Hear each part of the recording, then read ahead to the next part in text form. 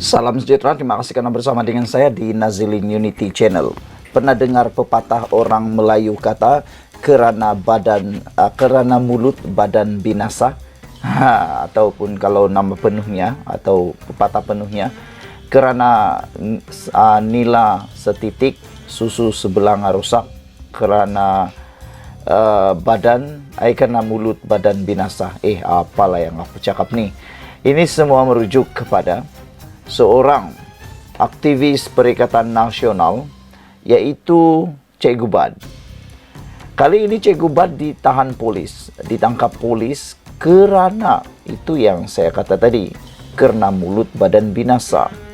Apabila tindakan beliau menuduh pegawai TLDM rasuah. Tak tahulah dari mana sumber yang dia dapat ini, tapi Cikgu Bad ni makin hari makin ke laut. Entahlah apalagi yang dia dedahkan ini. Walau bagaimanapun kita juga ucapkan tahniahlah atas keberaniannya mendedahkan perkara tersebut, dan harap-harapnya pihak polis akan mengambil tindakan. Tapi yang pastinya Cikgu Bad telah pun ditahan polis selepas mendakwa pegawai TLDM rasuah.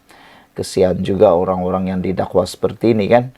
Ahli Jawatan Kuasa Penerangan Bersatu Badrul Hisham Syarin, juga dikenali sebagai Cikgu Bad, ditahan pada pukul 3 petang hari kemarin. Dia disiasat mengikut Seksyen 203A Kanun Keseksaan, Seksyen 8A Akta Rahsia Rasmi 1972 OSA, dan Seksyen 233 Akta Komunikasi dan Multimedia 1998, kata peguamnya Muhammad Rafiq Rashid Ali. Siasatan adalah berkaitan pendedahan Cikgu Bad atas dakwaan isu korupsi dan rasuah oleh pegawai tertinggi TLDM, Tentera Laut Diraja Malaysia.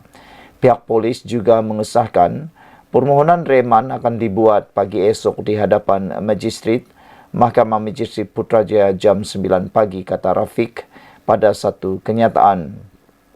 Pada 26 Julai lalu, Cikgu Bad berkata sekumpulan anggota polis telah mengunjungi kediamannya untuk meminta dia hadir ke Ibu Pejabat Polis Daerah Putrajaya. Kononnya kerana saya mendedahkan laporan sulit berkaitan korupsi. Label dokumen sulit rupanya pelindung korupsi. Yang ini kita nak ulas sikit.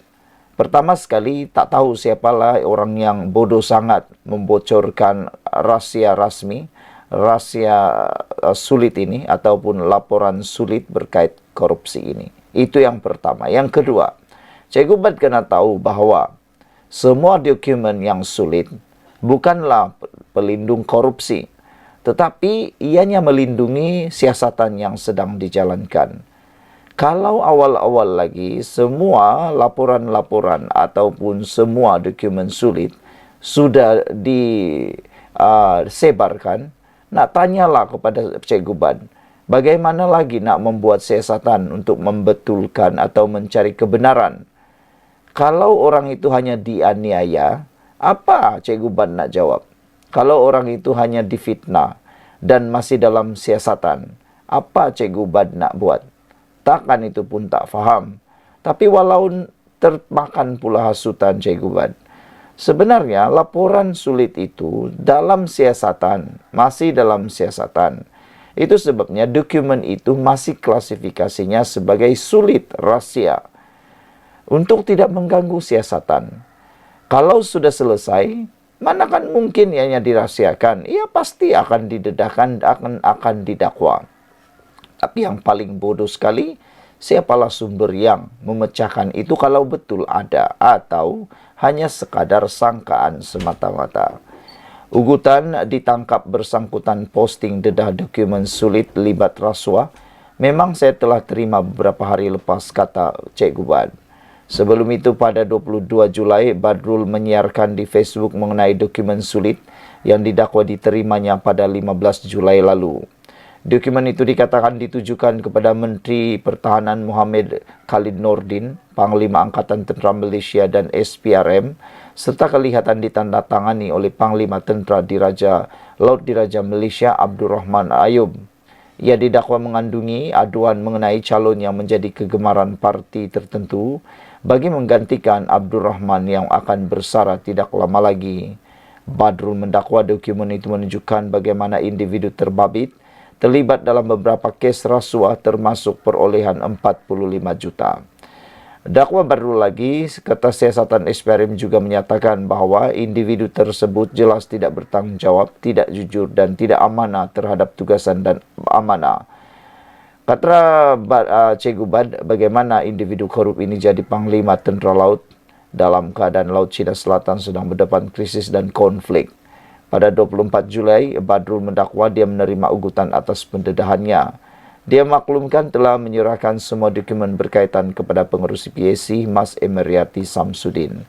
Saudara-saudara sekalian, apa yang mengejutkan saya ialah tindakan Cikgu Bad ini mendedahkan rahsia rasmi. Sepatutnya inilah yang perlu dielakkan, mengganggu siasatan. Rafiq tu dah kata seorang netizen di ruangan komen Malaysia kini, Steve Margaret kata, Rafiq tu tahan sekali, dia banyak sebar fitnah AI, al-maklum kalah bertanding PRU, dapat telur ayam, jadi muka tembok, tak malu buat dan sebar fitnah sini sana, kata Steve Margaret.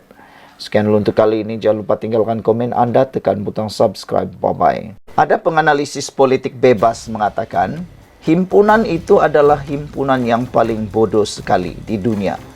Dia kata himpunan itu paling bodoh sekali kerana menurutnya walaupun mereka berhimpun 20 juta kali, walaupun mereka berhimpun tiap-tiap hari, mereka tidak akan mampu dapat apa-apa.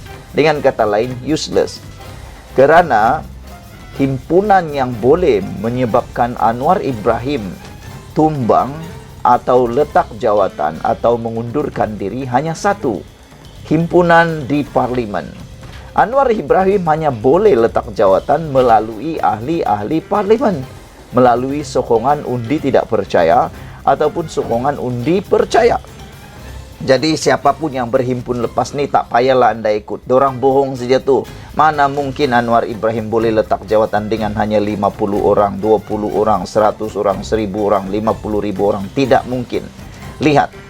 Yang membuatkan letak jawatan kita sudah ada duluan. Pikir betul-betul sebelum anda ikut himpunan-himpunan bodoh seperti itu. Pikir dulu. Pertama, contoh yang paling mudah.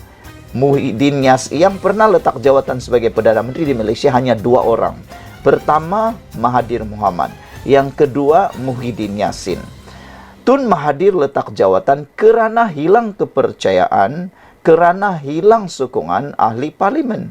Silapnya Tun Mahathir ialah beliau serta-merta letak jawatan. Beliau tidak menuntut undi belah bahagi, undi sokongan, undi percaya di parlimen. Apa yang Tun Mahathir buat? Dia terus letak jawatan. Dan paling menyakitkan hati ialah beliau tidak memberitahu tindakan itu, berbincang dulu dengan Pakatan Harapan kerajaan pada waktu itu. Dia terus letak jawatan. Itu sebabnya dia letak jawatan, bukan tuntutan himpunan-himpunan. Saya ulang sekali lagi. Tun Mahathir letak jawatan bukan kerana tuntutan himpunan, tetapi kerana beliau yakin dia sudah tidak ada sokongan lagi daripada ahli parlimen. Itu baru boleh tumbang, bukan kerana himpunan bodoh. Yang kedua, Tan Sri Muhyiddin Yassin, orang kedua dalam sejarah Malaysia Perdana Menteri yang letak jawatan. Apa yang menyebabkan beliau letak jawatan? Kerana beliau sudah kehilangan sokongan daripada rakan-rakan geng Langkah Sheraton beliau. Dia tahu dia sudah hilang sokongan apabila semua ahli parlimen Barisan Nasional menyatakan menyatakan bahawa mereka tidak lagi menyokong Muhyiddin Yassin. Jadi apa yang Muhyiddin buat? Dia letak jawatan lah. Yang ini aku nak beritahu kepada anda semua. Tuntutan supaya Anwar Ibrahim letak jawatan melalui himpunan-himpunan macam itu adalah himpunan yang tiada guna sama sekali. Buatlah 20 kali kah, 1 juta kali kah, sampai kiamat pun tidak akan membuat Anwar Ibrahim letak jawatan. Bahkan silap-silap hari bulan itu akan menyebabkan mereka sendiri yang rugi.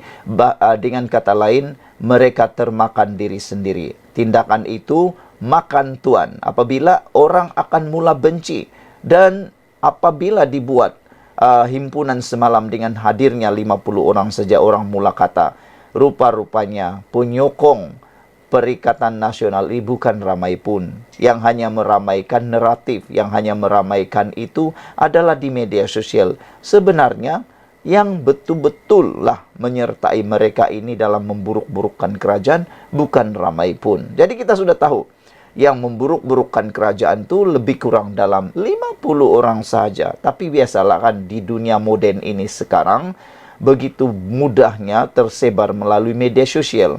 Media sosial paling cepat tersebar dan paling cepat memburukkan kerajaan. Jadi, saudara-saudara sekalian, berapa puluh tahun pun mereka buat himpunan itu tiada maknanya. Jadi dengan sore itu saya katakan begini, tak payahlah buat lagi himpunan, memalukan sajalah. Perkara yang paling penting sekali ialah kenapalah pemimpin-pemimpin besar Perikatan Nasional itu, paling tidak pun Muhyiddin lah, paling tidak pun Wan Faisal lah, kan? Wan Faisal lah yang join himpunan itu. Orang mungkin tahu, kalau mereka ikut, mereka tahu apa yang nak diperjuangkan, tiada apa-apa.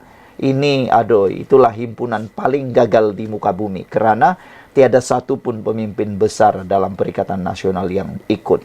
Ikuti terus ulasan dalam channel ini, jangan lupa tinggalkan komen Anda, share video ini, bye-bye.